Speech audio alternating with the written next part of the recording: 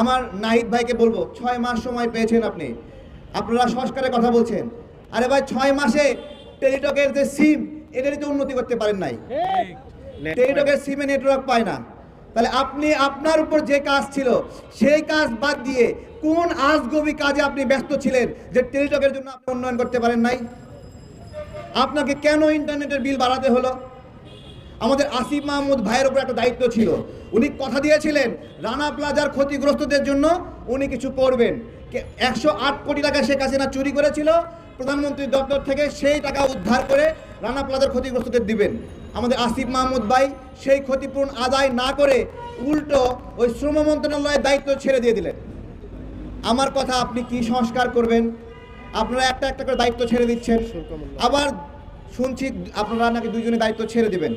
আমার কথা হলো, দায়িত্ব যদি ছেড়ে দিবেন, দায়িত্ব ছেড়ে দেওয়ার উদ্দেশ্য কি? দায়িত্ব নেওয়ার উদ্দেশ্য কি?